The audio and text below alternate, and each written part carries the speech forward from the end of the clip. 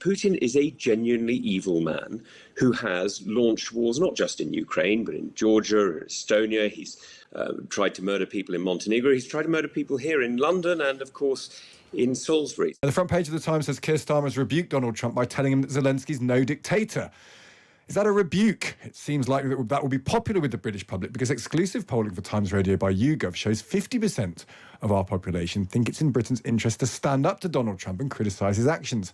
That contrasts with 30% who believe we should build a positive relationship and refrain from criticism. In a moment, we'll get the thoughts of a former Security Minister, Tom Tugendhat. But first, Peter Kellner is the former president of YouGov. Peter, morning to you. Morning, Stig. Interesting results. Are you surprised by them? Maybe we're not surprised. A lot of people have been getting in touch with us all week, Peter, and they're kind of fuming about Donald Trump. They're kind of disgusted by Donald Trump, I think. See, I'm not surprised, but it's really good to have hard data rather than the people you and I talk to. Between us, we may not talk to an exact replica of the national mood. And so we have these figures. It's good news for Keir Starmer because the public broadly, not overwhelmingly, but broadly are on his side. And I think when I look into this, I think maybe Kemi Badenoch has more problem than Keir Starmer. Let me explain. Labour voters are 4-1 in favour of standing up to Trump. Same with Lib Dem supporters. Tory supporters are pretty evenly divided. 44% stand up to Trump, 38% don't. Let's be nice to him. But reform voters, they're 4-1 on Trump's side. So you do have quite a big political split in Britain. And whereas Keir Starmer knows that the people who basically like him here are overwhelmingly in favour of standing up to Trump, Kemi Badenoch is more complicated because a lot of the people she wants to get back from reform, they like Trump. So I don't know where she goes with this. A bigger problem for her than for Keir Starmer. It might be a problem for Nigel Farage because although his super fans will want him to be on Trump's side, it makes it harder for him to broaden his coalition out and that's presumably why he's gone quite quiet, because the more he talks up his relationship with Donald Trump, the more he'll put off people who aren't already on his team.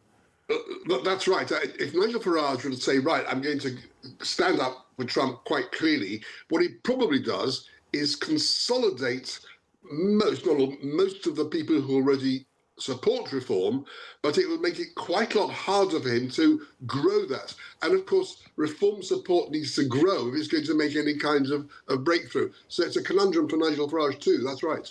Peter Kellner, stay there with us. I want to bring in Tom Tugendhat, who is the former Conservative Security Minister. Good morning, Tom. Morning, how are you?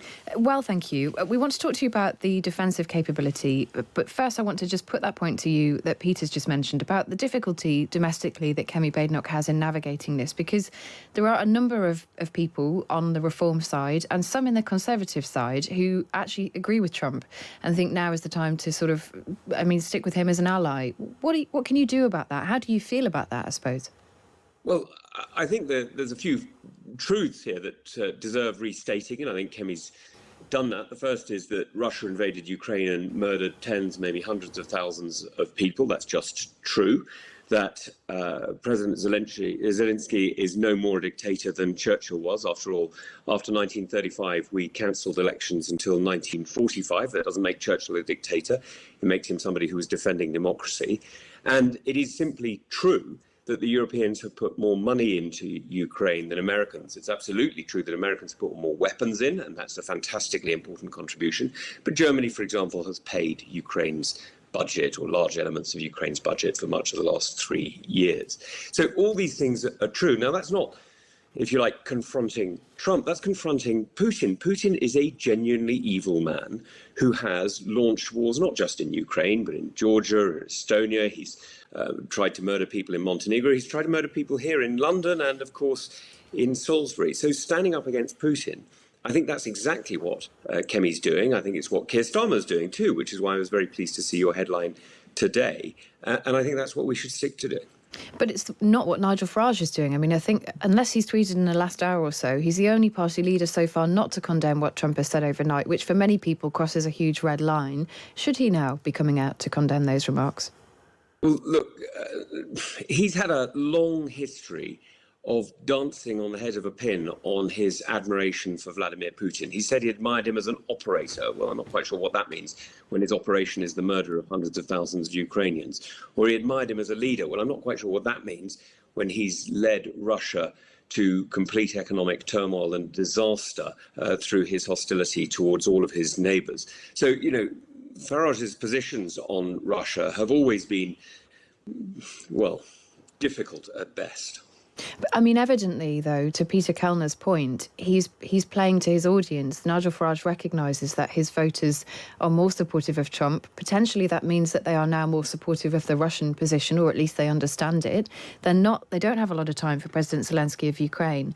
On a purely domestic political point, if you are to win back those voters, it is quite difficult territory for Kemi Badenoch. Or is she just going to disregard that because she feels it's morally right to continue to support Ukraine? Look, I think there's a danger here that we say we're siding with or against Donald Trump. I don't think that's right. I think Donald Trump is doing what he has rather difficultly done over many years, which is testing arguments in the most brutal fashion. I hope that what he's going to end up doing is what he did on North Korea, which is come down on a position which recognises why you can't do deals with dictators like Kim Jong-un or indeed like Vladimir Putin.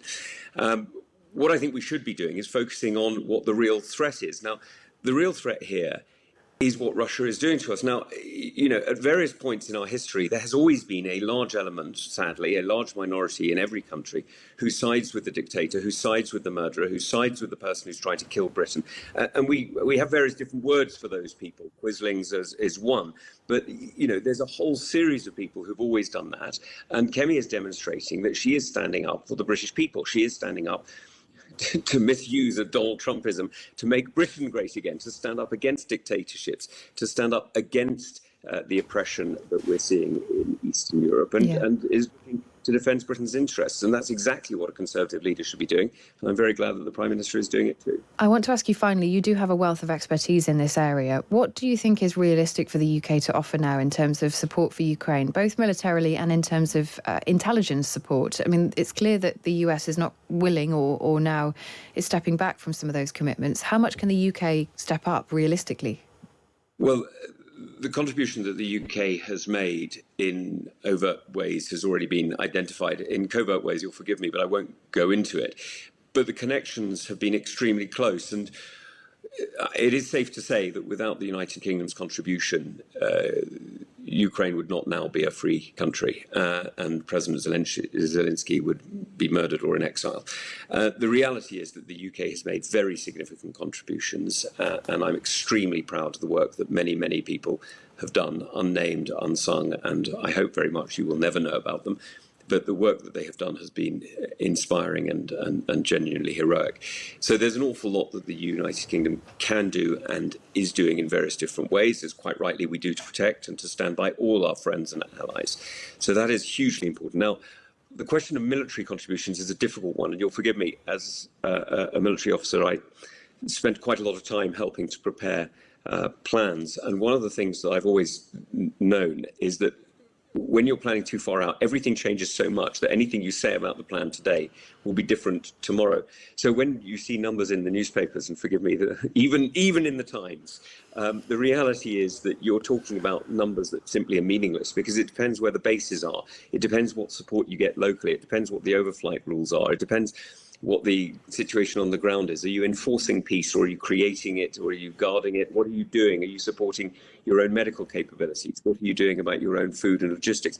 All of these things vary, which means that a contribution of a few thousand can go into tens of thousands very quickly, or indeed the reverse, depending on what you've got on the ground. So I'm slightly cautious about the military numbers that are being bandied about. But I can certainly tell you that the UK's intelligence contribution will remain, and always has been, extremely important to our European partners. Tom Tugendhat, Conservative former Security Minister, thank you for joining us on the programme today. Peter Kellner still here, former president of YouGov. There's an interesting question in our poll, Peter, which is about the effectiveness of all of this, because Tom Tugendhat was talking there a bit about effectiveness generally, but people see generally we'd like to stand up to Donald Trump. There's a slight feeling it doesn't matter, because ultimately, and Tom Tugendhat was doing that. Oh, Donald Trump, maybe he's doing this in the best interest of the world. Maybe he's just thinking aloud. Maybe he's just testing ideas to destruction. The alternative argument is he doesn't care about Ukraine. He's pretty pro-Russia. He wants to do an economic deal and then move his eyes elsewhere around the world. And it's probably a sense the British people think we might not have any ability to do much about Donald Trump. Well, I think that's right. And indeed, one of the questions is, has what Britain's done in supporting Ukraine with arms, will it make any difference? And a third of the public think it will make a difference, a third think it won't, and a third don't know. But Steve, may I make an extra point, if I may? Yeah. We've got a fluid situation, plainly, across the world. When the outside world is fluid, public opinion can also be fluid. These are fabulous questions. I hope you will persuade YouGov to track them week by week while the current crisis lasts, which may be for some time. Because if what Keir Starmer does works, then his backing for it will go up. Yeah. If what Keir Starmer does and says, for example, when he goes to Washington next week, if that's seen not to work, then support for what he's doing will go down. We've got a fabulous in the sense of understanding public opinion, a great baseline here. I hope you and YouGov will be following this, tracking it week by week and reporting it to your listeners. That's such a great point, Peter. We'll do our very best to do that. And great to speak to you this morning. Thank you for joining us. That's Peter Keller, the former president of YouGov. Because as Trump, actually, even Trump in the last week, Kate, has gone further and further and further. I mean, what started out in the week about his general position, then became Ukraine started it, then it became Ukraine's leader as a dictator, then it became Russia has all the cards in a war in Ukraine and Zelensky's going to lose his country anytime soon. So things do change, and as he gets harder and harder in his position, maybe people's response will get harder as well. Well, and I suppose it means that it makes sense, doesn't it? The fact that Zelensky started out the week saying we support Trump and we are waiting to see what happens. At the time, many of us thought that's a strange thing to say. Surely you feel very aggrieved by it. But if you know that the American president is going to escalate, it makes sense to start by hoping that you can get something without escalating it still further. And that might give Keir Starmer's position some legitimacy. But is the punishment beating that Zelensky is getting now a warning that this is what happens when you cross Trump? And we might want Trump to stand up to Starmer to stand up to Trump. But look what happens when people stand up to Trump. That's what Zelensky's just done, and he's been absolutely hammered for.